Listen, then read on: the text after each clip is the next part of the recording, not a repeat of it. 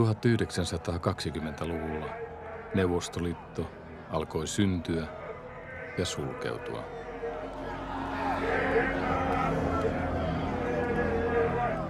Noina vuosina arkkitehti Konstantin Melnikov alkoi suunnitella erikoista taloaan keskelle Moskovaa.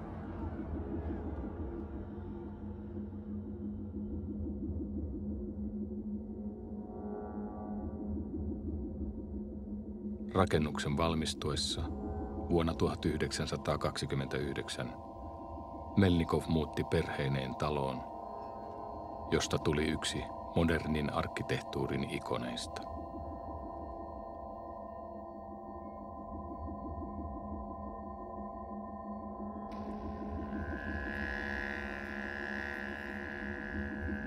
Kun Joosif Stalin kielsi modernin arkkitehtuurin Neuvostoliitossa, Melnikovin vaikeudet alkoivat.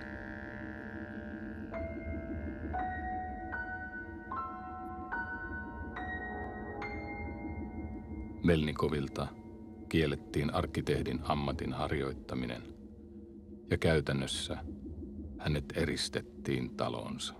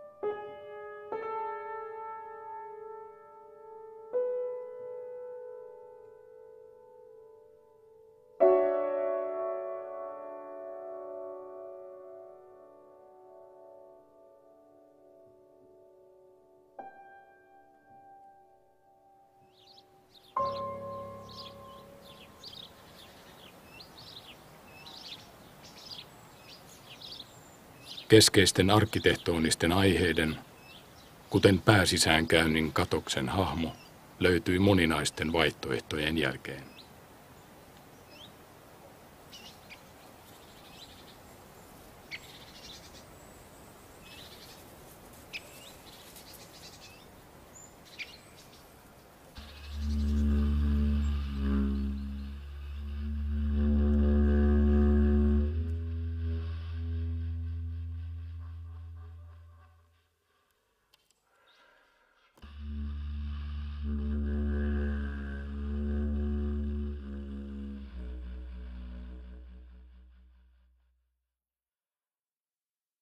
Alkuideoista lähtien rakennus muodostaa suojatun pihan, jonka etelärajana on itse rakennus. Pihalle sijoitettu uima-allas saa alusta pitäen vapaasti aaltoilevan muodon.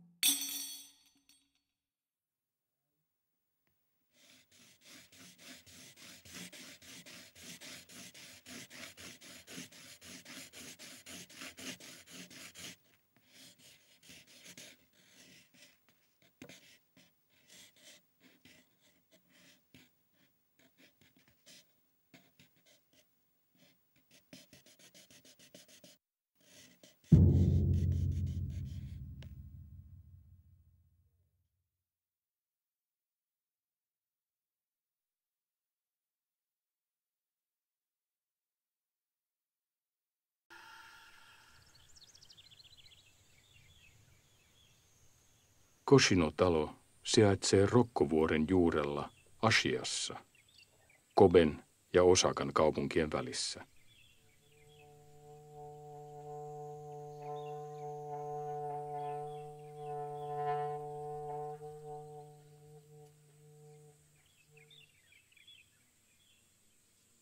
Puiden kattama tontti on laajuudeltaan vähän 200 neliömetriä. 1978年に越野亭を依頼されます。越野弘子というのはファッションデザイナーなんですが、私の周囲にグラフィックデザイナー、ファッションデザイナーいっぱいいました。越野弘子さんから、芦屋というところで家を作ったし、この地域はですね、一般の市街地からいうと4度低いという寒いところなんです。しかし敷地が広いというので、彼女はそれを購入します。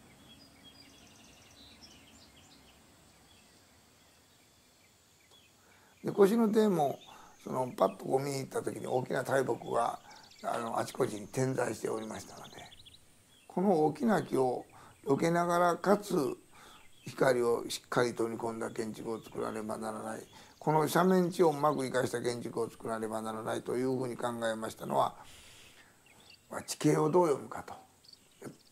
どういうふうに地形を読みながら建築を作るかということを考えたんで、だから建築まずは、ほとんどいわゆる敷地の中に埋没したような建築で、数年後には木の中にすっぽりと埋もれてしまうような建築を作りたい。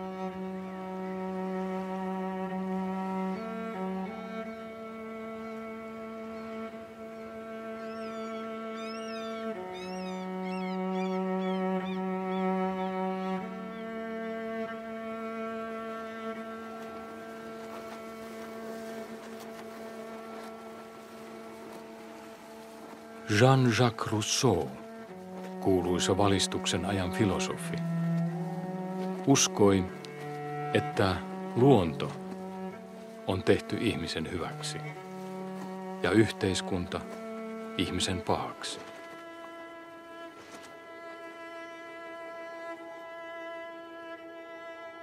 Asettuiko rousseaulainen henki Le Corbusieren, funktionalismin luojaan ja uuden kaupunkisuunnittelun kehittäjään hänen seesteisinä vuosinaan?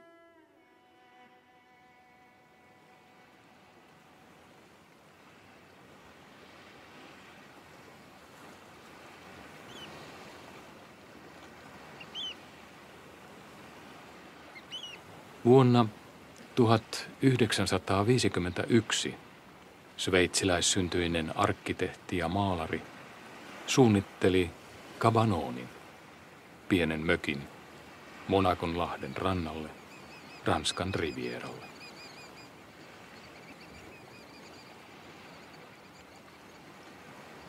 Kuudentoista neliön mökistä, jota Le Corbusier kutsui linnakseen, kasvoi projekti sivistyksen mahdollisuuksista luonnon sylissä. Arkkitehti itse totesi, että hän on niin onnellinen Cabanoninsa maailmassa, että hän uskoo elonsa päivien päättyvän juuri täällä.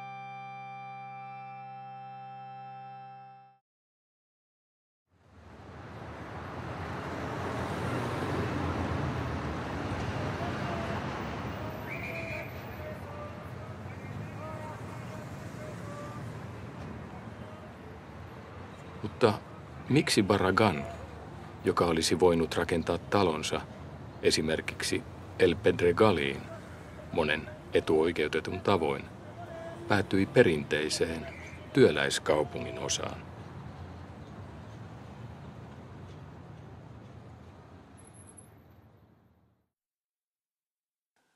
Alusta asti Barragan halusi, että hänen talonsa ei julkisivultaan erottuisi alueen muusta rakennuskannasta.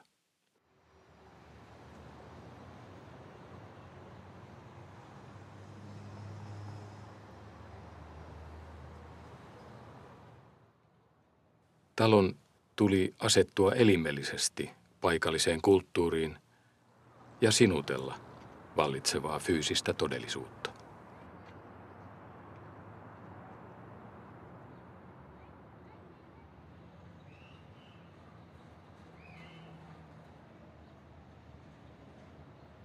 Ainoa, mikä ulospäin erottaa talon kadun muista rakennuksista, on sen julkisivun pituus ja ristikko säleiköllä varustettu kirjaston ikkuna toisessa kerroksessa.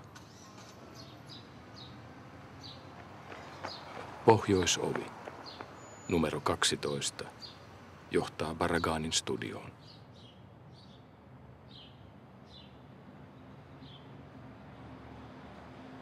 Numero 14 on ovi itse taloon.